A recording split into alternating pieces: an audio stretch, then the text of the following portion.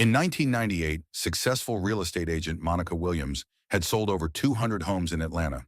But on October 15th, she walked into a house at 1247 Maple Street to meet a potential buyer and was never seen again. Let's go back to 1998. Atlanta was booming. The city was still riding high from hosting the Olympics 2 years earlier. Real estate was hot, and for someone like Jasmine Thompson, it was the perfect storm of opportunity. But here's the thing about Jasmine that made her story so remarkable. She wasn't just any real estate agent. At 34 years old, she had already shattered glass ceilings that most people said couldn't be broken. As an African-American woman in the South, she had fought tooth and nail to establish herself in Atlanta's competitive real estate market. By October 1998, Jasmine had sold over 200 homes.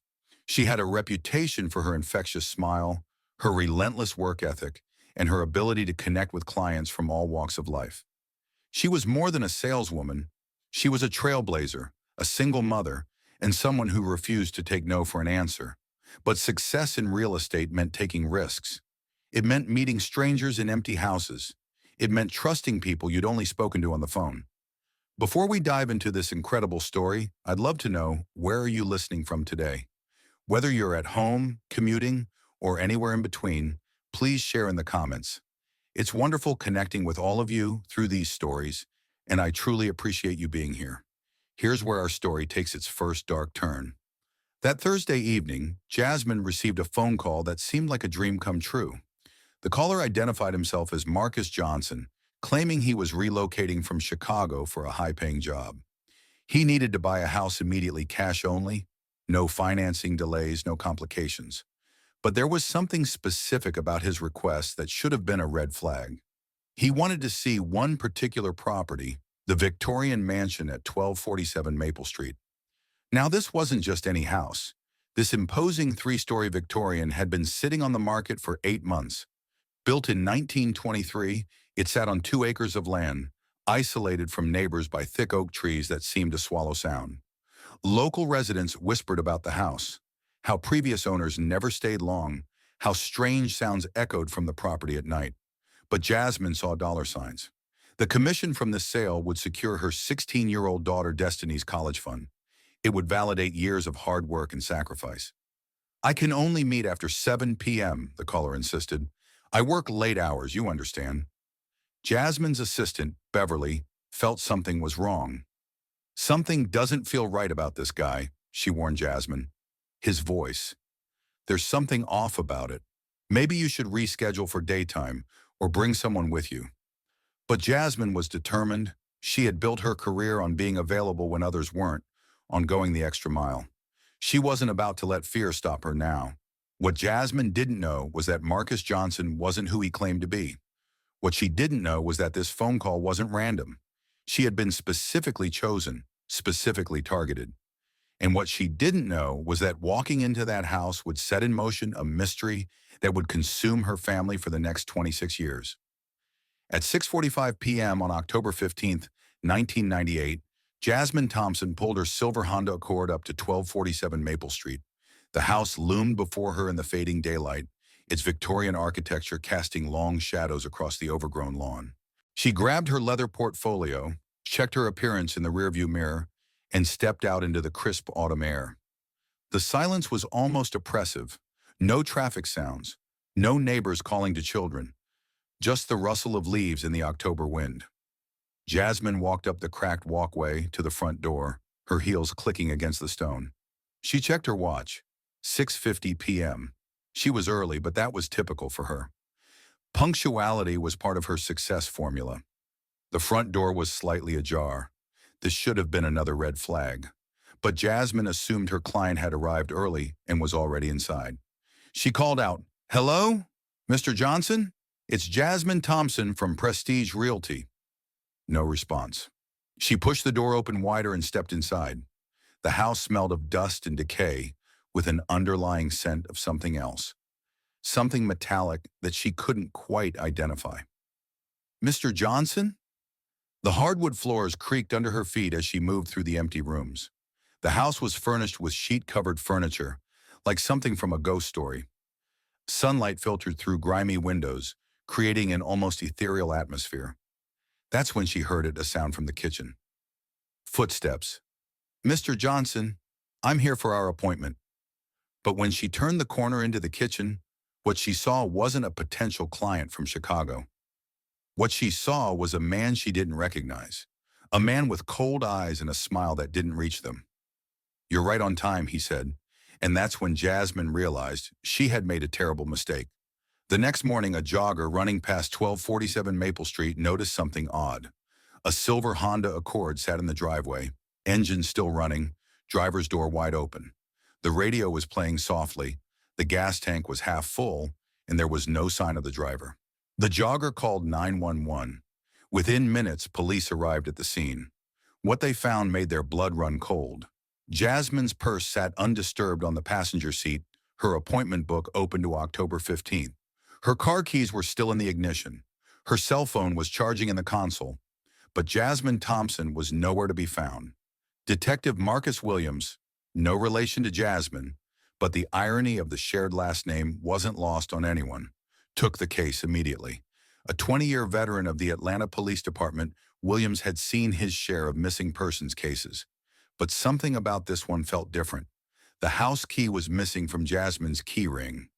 This detail would haunt Detective Williams for years to come.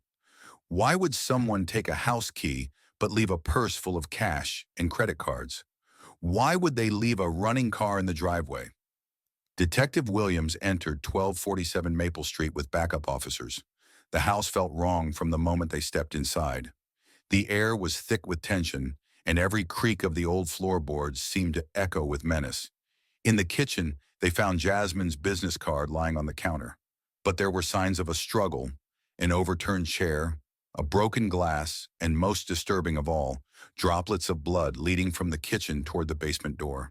The basement revealed nothing but dusty storage boxes and an old coal furnace that looked like it hadn't been used in decades. But Detective Williams noticed something that made his investigative instincts flare.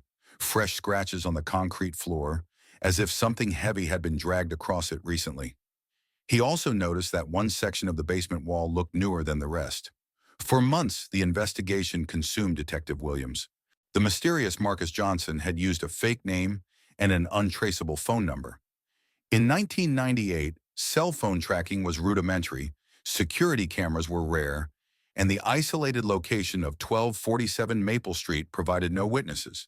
But Detective Williams refused to give up. He interviewed everyone who had ever shown interest in the house. He tracked down previous owners, neighbors, anyone who might have had access to the property.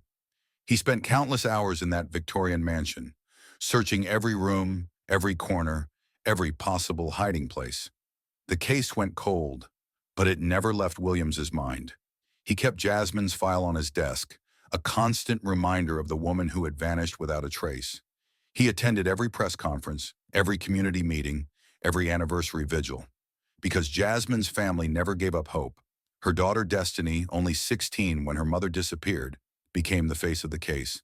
Every year on October 15th, she would drive to 1247 Maple Street and leave flowers by the front gate.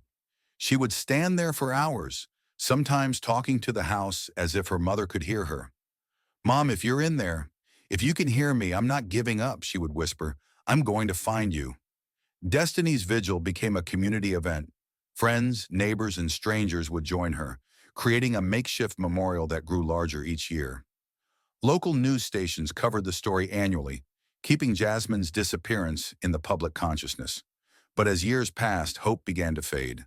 Detective Williams retired in 2015, passing the case to younger investigators. The Victorian mansion changed hands multiple times, but no family ever stayed longer than 2 years.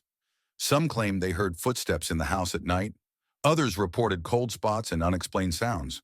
The house seemed to resist habitation as if it were guarding a secret. Fast forward to 2024. 26 years had passed since Jasmine Thompson's disappearance. Destiny was now 42 years old, a successful criminal defense attorney who had built her career on fighting for justice. She had never married, never had children, dedicating her life to her work and to keeping her mother's memory alive. That's when Tyler and Amara Jackson, a young couple from California, decided to purchase 1247 Maple Street. They were house flippers, investors who saw potential in the Victorian mansion's bones.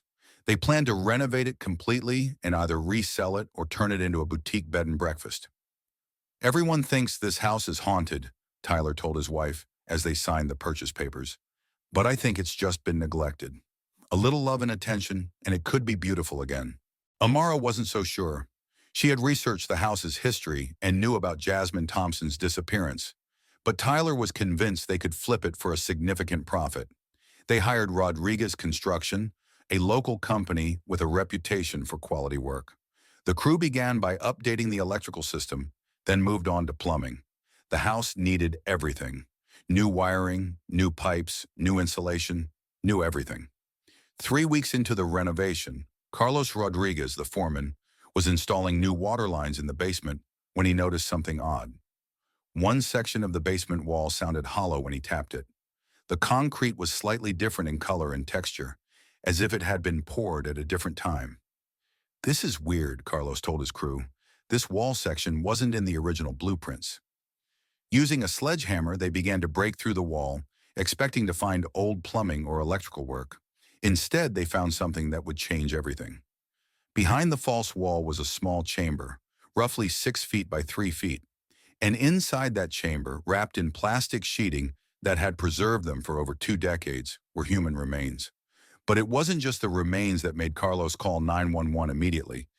It was what else was in that chamber: a set of house keys, a leather-bound appointment book, and a gold watch engraved with "To Jasmine, Love, Dad." The discovery at 1247 Maple Street sent shockwaves through Atlanta. After 26 years, Jasmine Thompson had been found. She had been there all along, just feet away from where her daughter left flowers every October 15th. Detective Sarah Davis, who had inherited the case from Detective Williams, arrived at the scene within minutes of the 911 call. What she saw in that basement chamber would haunt her for the rest of her career. The remains were remarkably well preserved, thanks to the plastic wrapping and the cool, dry conditions of the basement. Forensic experts were able to confirm the identity through dental records within 48 hours. But the real breakthrough came from the evidence found with the remains. The appointment book contained detailed notes about the mysterious caller, including the phone number he had used and specific things he had said about needing to buy the house quickly. Detective Davis immediately ran the phone number through updated databases. What she found made her blood run cold. The number, which had been untraceable in 1998, was now linked to a series of similar crimes across the Southeast. Between 1995 and 2001, at least 6 women had disappeared after receiving similar phone calls from men claiming to be relocating for work. The pattern was always the same: successful professional women, isolated meeting locations, fake names, and untraceable phone numbers. But technology had evolved since 1998, and what had once been untraceable could now be tracked. The trail led to a man named Kenneth Waters, a drifter with a history of violence against women. By 2024, Waters was 67 years old and serving time in a Florida prison for an unrelated assault charge. When confronted with the evidence, Waters initially denied everything. But when Detective Davis showed him the photos from the basement chamber, something in his expression changed. "I never meant for it to go that far," he finally admitted. "She was supposed to be easy money." But she fought back. She kept fighting. Kenneth Waters' confession revealed the horrifying truth about what happened to Jasmine Thompson on October 15, 1998. Waters had been squatting in the Victorian mansion for months, using it as his base of operations while he stalked successful women throughout Atlanta.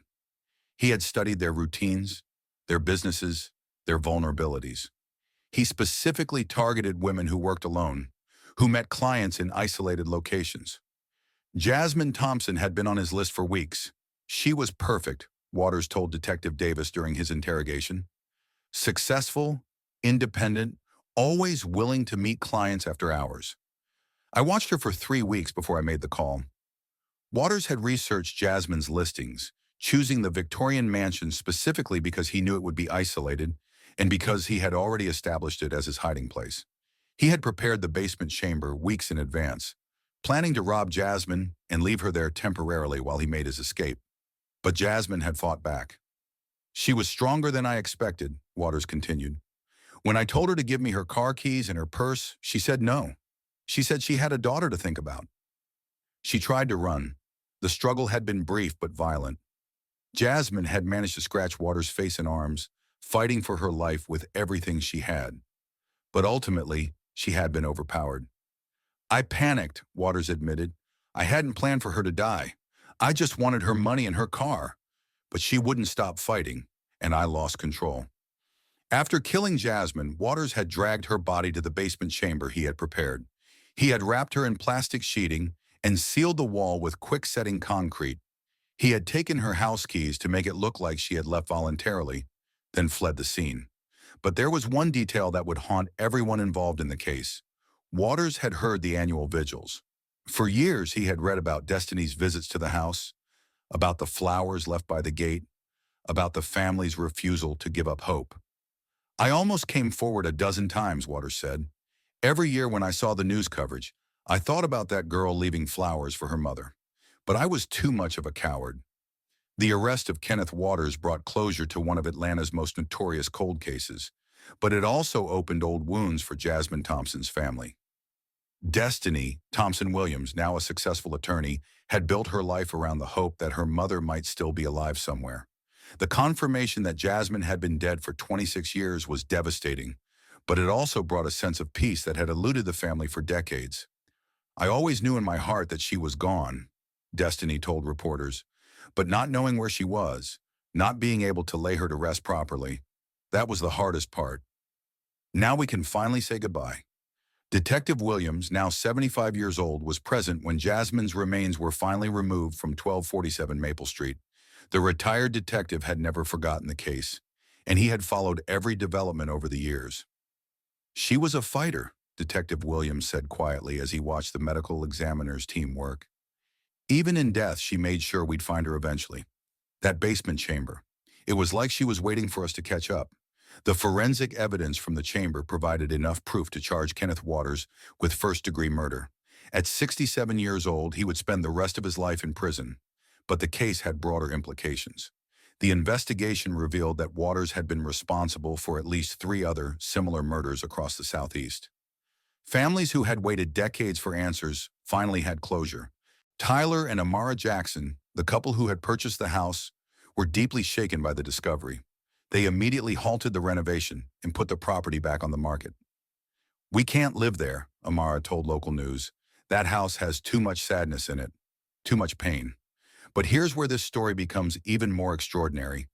And I guarantee what I'm about to tell you will send chills down your spine. The discovery of Jasmine Thompson's remains didn't just solve one murder. It opened a door to something far more sinister. Something that would shake law enforcement across multiple states and reveal a predator whose crimes had gone undetected for decades. Remember Kenneth Waters' confession? Well, that was just the beginning. When Detective Davis began digging deeper into Waters' background, she discovered something that made her blood run cold. Waters hadn't just been targeting successful women in Atlanta. He had been moving from city to city, state to state, for over 2 decades, leaving a trail of missing women in his wake. But here's the truly terrifying part. He had been using the same methodology everywhere he went. The phone call claiming to be relocating for work? He had used that exact same story in Birmingham, Alabama in 1995, in Jacksonville, Florida in 1997, in Charleston, South Carolina in 1999, in Memphis, Tennessee in 2001. Each time he would find an abandoned or rarely visited property. Each time he would squat there for months, learning the local real estate market. Each time he would target successful, independent women who worked alone. And each time, families were left wondering what happened to their daughters, sisters, mothers. It was like discovering a ghost, Detective Davis told me in an exclusive interview.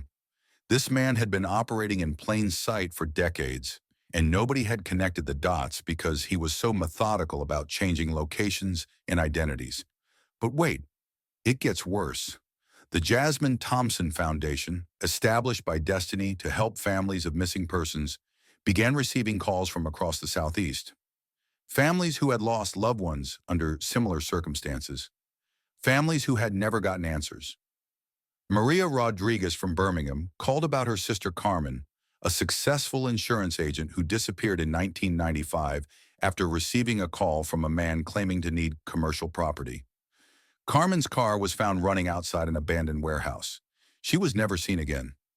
Patricia Johnson from Jacksonville called about her daughter Keisha, a loan officer who vanished in 1997 after meeting a client about a foreclosed property. Her purse was found in her car, but Keisha was gone. The pattern was undeniable, and it was spreading. But here's where the story takes an even more shocking turn. During Waters' interrogation, Detective Davis noticed something odd. Waters kept referring to a collection items he had kept from each of his victims. When pressed, he initially claimed he had thrown everything away, but his body language suggested otherwise. He was lying, Detective Davis recalled. Every time I mentioned the word collection, his pupils would dilate. His breathing would change. He was hiding something big. That's when investigators obtained a warrant to search Waters' current residence, a rundown trailer in rural Florida, where he had been living before his arrest.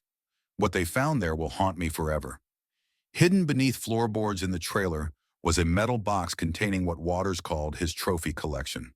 Inside were personal items from at least 12 different women: jewelry, driver's licenses, business cards, appointment books. 12 women, 12 families who had been living in agony, not knowing what happened to their loved ones. But the most chilling discovery wasn't the collection itself.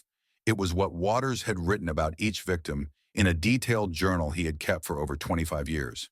He had documented their daily routines, their work schedules, their family situations. He had spent weeks stalking each woman before making contact, learning everything about their lives. And in each case, he had written the same final entry. The game is complete.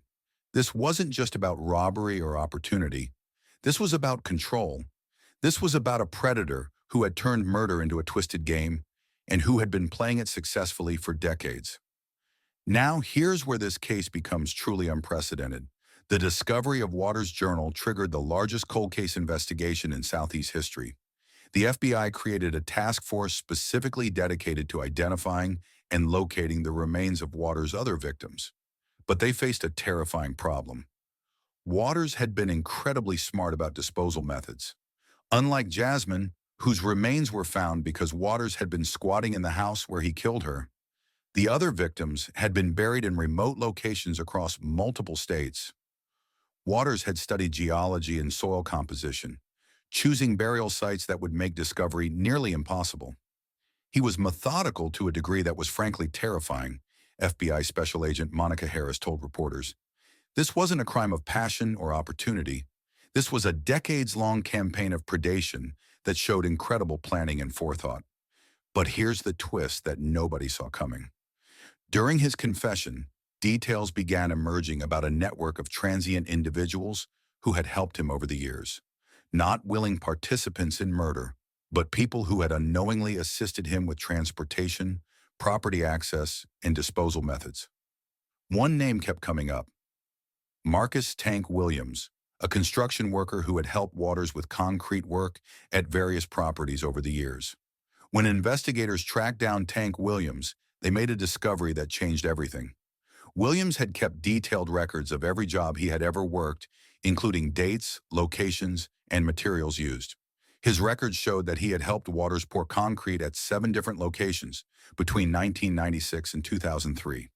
7 concrete pours, 7 potential burial sites. Tank thought he was just helping a guy with odd jobs, Detective Davis explained. He had no idea he was helping to cover up murders. When we showed him Waters' confession, he broke down completely.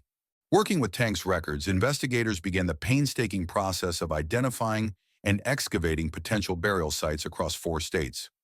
The first excavation, at an abandoned gas station in rural Alabama, yielded the remains of Carmen Rodriguez, the insurance agent who had disappeared in 1995.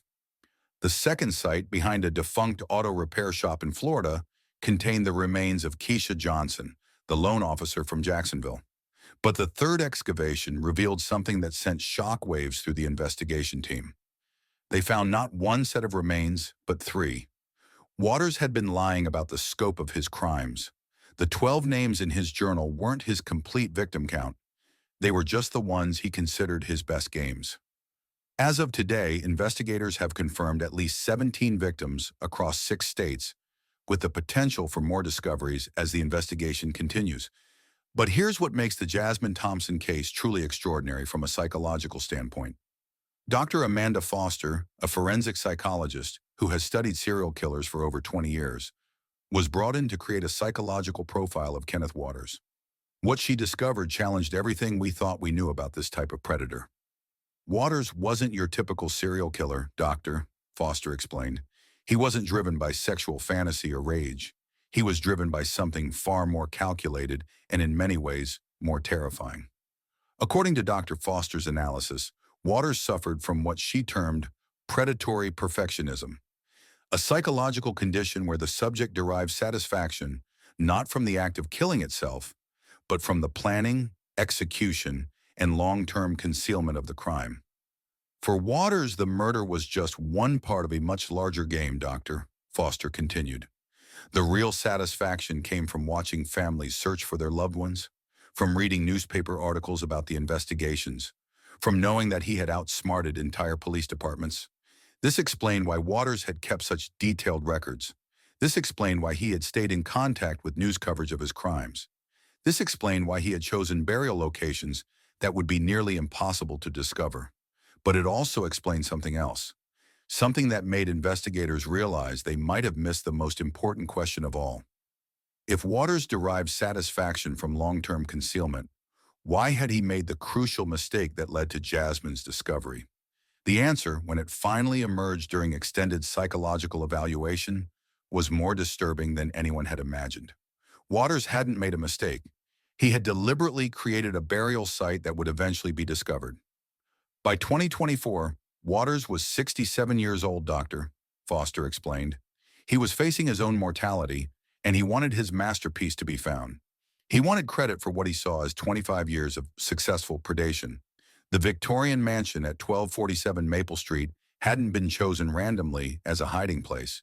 Waters had specifically selected a property that would eventually be renovated, ensuring that Jasmine's remains would be discovered. But here's the truly chilling part. Waters had been watching Destiny's annual vigils for years.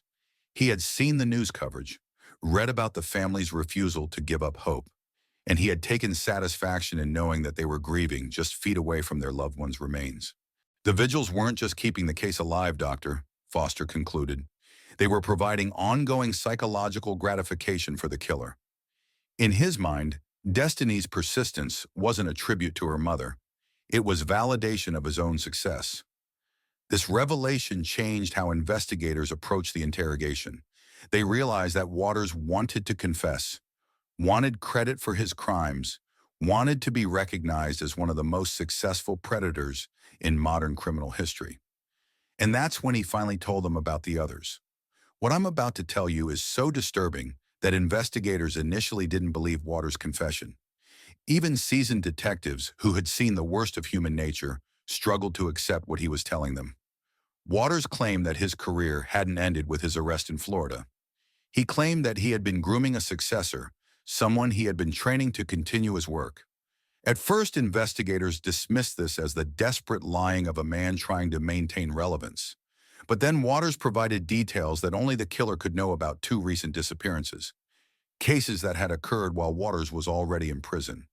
The implications were terrifying. Had Waters really been training someone else? Was there another predator out there, using his methods, targeting successful women across the Southeast? The investigation expanded once again, this time focusing on Waters' communications from prison. What they found in his correspondence logs made their blood run cold. Waters had been exchanging letters with 17 different individuals over the past 3 years. Most were typical prison pen pals, people fascinated by true crime who write to convicted killers. But one correspondence pattern stood out. The letters were coded, simple substitution ciphers that referenced locations, dates, and methods. What looked like casual conversation about weather and current events was actually detailed instruction in predatory techniques. The recipient of these coded letters was someone calling himself Student, and his letters back to Waters contained progress reports on surveillance activities and target identification. FBI cryptographers worked around the clock to decode the full correspondence. What they revealed was a step-by-step mentorship program in serial predation. Waters had been teaching his student how to identify suitable victims, how to gain their trust, how to lure them to isolated locations, and most importantly, how to avoid detection by law enforcement. The final decoded letter, sent just 2 weeks before Waters' confession, contained a single chilling line. The first game begins tomorrow. Thank you for showing me the way. The FBI immediately issued a nationwide alert to law enforcement agencies, warning them to look for disappearances matching Waters' methodology. Real estate agents, loan officers, insurance agents, any successful professional woman who worked alone was potentially at risk. But here's where the story takes its most shocking turn yet. 3 days after the nationwide alert was issued, a woman named Dr. Patricia Collins, a successful psychiatrist from Charlotte, North Carolina, received a phone call from a man claiming to need mental health services for his relocating family. The caller specifically requested to meet at Dr. Collins' satellite office, a small building in an isolated medical complex where she saw patients after hours. Dr. Collins, who had seen the news coverage about Kenneth Waters and the nationwide alert, immediately recognized the pattern. Instead of agreeing to the meeting, she contacted the FBI. Working with local law enforcement, they set up a sting operation. An undercover agent, posing as Dr. Collins, agreed to meet the caller at the specified location. What happened next was captured on hidden cameras and audio recording equipment. The man who showed up wasn't there for mental health services. He arrived with zip ties, plastic sheeting, and a detailed map of remote burial locations in the North Carolina mountains. His name was Thomas Mitchell, a 34-year-old drifter with no fixed address and no criminal record. In his backpack, investigators found printouts of Waters-coded letters and a notebook containing the names and addresses of 12 professional women in the Charlotte area. The student had been caught before he could claim his first victim, but during Mitchell's interrogation, he revealed something that sent investigators into a panic. Waters hadn't just been corresponding with one student. He had been running what amounted to an underground university for potential serial killers, with students in at least 6 different states. The Jasmine Thompson case hadn't just solved a 26-year-old murder. It had uncovered a network of predators that could potentially represent the largest serial killer mentorship program in American criminal history. As I record this video today, the investigation into Waters' network is still ongoing. The FBI has created a dedicated task force called Operation Closure, which is working to identify and apprehend potential students across the country. They've made 7 arrests so far, preventing what could have been dozens of additional murders. But they estimate that there may be as many as 15 individuals who received training from Waters, and they're still working to identify all of them. Here's what makes this case so relevant to your daily life. The methods Waters taught his students weren't sophisticated. They didn't require special skills or equipment. They relied on something much more dangerous, the basic human tendency to trust. Every victim was approached through their professional life. Every victim was targeted because they were successful, independent, and willing to meet clients in potentially isolated locations. The FBI has released a list of warning signs that everyone, but especially professional women, should be aware of. Clients who insist on meeting after hours or in isolated locations. Clients who claim to be relocating from out of state and need immediate service. Clients who refuse to provide verifiable contact information or references. Clients who seem to know too much about your personal schedule or work routines. But here's the most important thing to remember: trust your instincts. If something feels wrong, it probably is. Dr. Patricia Collins is alive today because she recognized the pattern and trusted her gut feeling that something wasn't right about that phone call. Beverly, Jasmine's assistant, had the same instinct back in 1998. She just couldn't convince Jasmine to listen. The Jasmine Thompson Foundation, now run by Destiny, has partnered with the FBI to create safety training programs for professional women across the country. They're teaching people how to recognize these warning signs and how to protect themselves without sacrificing their careers or their independence. My mother died because she trusted the wrong person at the wrong time, Destiny told me during our interview. But her death has saved dozens of other women from the same fate. That has to count for something. Remember that small memorial garden I mentioned earlier? The one that replaced the Victorian mansion at 1247 Maple Street? It's become something much larger than anyone ever imagined. Every October 15th, Hundreds of people gather there for what's now called the Persistence Vigil. They come to honor Jasmine Thompson, but also to remember all victims of violent crime and to support families who are still searching for answers. But here's what makes these vigils truly special. They've become working sessions for cold case investigations. Families bring photos, case files, and evidence from their own unsolved cases. Retired detectives volunteer their time to review the materials. FBI agents provide updates on ongoing investigations. Last year's vigil led to the reopening of 14 cold cases across Georgia. 3 of those cases have already been solved. It's like Jasmine is still working, Detective Davis told me. She's still bringing people together, still helping solve cases, still refusing to let victims be forgotten. The memorial garden itself has grown as well. What started as a simple bronze plaque has evolved into a comprehensive memorial wall featuring the names of over 200 missing persons from across the Southeast. Families travel from hundreds of miles away to add their loved ones' names to the wall. They leave flowers, photos, letters, creating a powerful testament to the enduring nature of love and hope. But the most powerful addition to the memorial isn't on the wall itself. It's a bench positioned directly across from Jasmine's plaque with an inscription that reads, "For those who wait, who search, who never give up hope." Destiny chose those words specifically. "My mother waited in that basement for 26 years, she explained. She waited for someone to find her, for someone to tell her story, for someone to make sure she wasn't forgotten." This bench is for all the families who are still waiting. The bench is never empty. Someone is always sitting there, a mother waiting for news about her missing daughter, a sister hoping for answers about a brother who vanished decades ago, a detective taking a quiet moment to think about unsolved cases. It's become a place of pilgrimage for anyone touched by violent crime, a physical reminder that persistence and hope can overcome even the darkest circumstances. The Jasmine Thompson case didn't just solve murders, it revolutionized how law enforcement approaches cold cases and missing persons investigations. The success of Operation Closure, the task force created to investigate Water's network, has led to the establishment of similar programs across the country. The FBI now has dedicated units focusing specifically on identifying patterns in missing persons cases that might indicate serial predation. But perhaps more importantly, the case has changed how different law enforcement agencies communicate with each other. Remember, Waters was able to operate undetected for decades because his crimes occurred across state lines, and agencies weren't effectively sharing information. The Jasmine Thompson case led to the creation of the National Missing Persons Database, a real-time system that allows investigators to instantly search for similar cases across all 50 states. This database has already led to the identification of at least 12 other serial predators who had been operating undetected using methods similar to Waters. Real estate companies nationwide have implemented the Jasmine Thompson safety protocols, mandatory safety training for all agents, buddy systems for property showings, and verification procedures for new clients.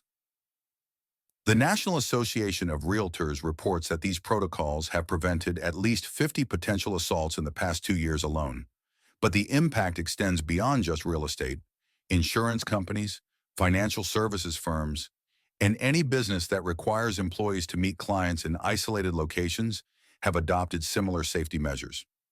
Dr. Amanda Foster, the forensic psychologist who profiled Waters, has developed a training program for law enforcement that focuses on identifying the warning signs of systematic predation. This program is now taught at police academies across the country. The Jasmine Thompson case taught us that serial predators aren't just the obvious suspects, Dr. Foster explained. They're often highly intelligent, methodical individuals who appear completely normal on the surface. We had to completely rethink our approach to identifying and catching these criminals. As we reach the end of this extraordinary story, I want to leave you with the most important lesson from the Jasmine Thompson case. For 26 years, Destiny Thompson Williams stood by that gate at 1247 Maple Street, leaving flowers for her mother and refusing to give up hope. Every year, people told her it was time to move on, time to accept that she might never know what happened to Jasmine. But Destiny refused to listen. She refused to let her mother become just another statistic, another cold case file gathering dust in a police station basement. And because of that refusal, because of that persistence, because of that unwavering faith that someday the truth would emerge, 17 families now have answers. 17 women who died at the hands of Kenneth Waters and his network have finally received justice. But here's the truly remarkable part: it almost didn't happen. When Tyler and Amara Jackson bought that Victorian mansion, they originally planned to renovate the basement into a home theater. They were going to seal off that section of wall, cover it with drywall and carpet, and turn it into an entertainment space. If they had done that, Jasmine's remains might never have been discovered. Waters' network might still be operating. Dozens of women might still be at risk. But something made them change their minds. Something made them decide to update the plumbing first, which led Carlos Rodriguez to that false wall, which led to the discovery that changed everything. Destiny believes it was her mother's influence, somehow reaching out from beyond death to ensure that the truth would finally emerge. I always felt like she was trying to tell me something during those vigils, Destiny told me. I would stand by that gate and feel this overwhelming sense that she was close, that she was trying to communicate. Now I know she was literally right there, just a few feet away, waiting for someone to find her. The house at 1247 Maple Street is gone now, demolished and replaced by that memorial garden. But Jasmine Thompson's influence lives on in ways that extend far beyond that small plot of land in Atlanta. Every time a real estate agent uses the buddy system for a showing, Jasmine's legacy is protecting someone. Every time a law enforcement agency shares information about a missing person across state lines, Jasmine's story is helping solve cases. Every time a family refuses to give up hope for a missing loved one, they're channeling the same persistence that Destiny showed for 26 years. Kenneth Waters thought he had committed the perfect crimes. He thought he had outsmarted law enforcement, devastated families, and would never face justice for his actions. But he underestimated the power of a daughter's love, the strength of a community's support, and the simple truth that justice, no matter how long it takes, will always find a way. Jasmine Thompson came home not to the house where she died, but to the hearts of everyone who refused to forget her. Her story is a testament to the belief that every life has value, that every victim deserves justice, and that sometimes the most powerful force in the world is simply refusing to give up. The Victorian mansion at 1247 Maple Street may be gone, but Jasmine Thompson's legacy will endure forever. In the lives saved by new safety protocols, in the families reunited through improved investigations, and in the simple, powerful message that love and persistence can overcome even the darkest evil. Remember her name, remember her story, and remember that sometimes it takes 26 years for justice to find its way home, but it will always, always find its way. Thank you for staying with me through this incredible journey. If this story moved you the way it moved me, please like this video, subscribe to the channel, and share it with someone who needs to hear Jasmine's message of hope and persistence.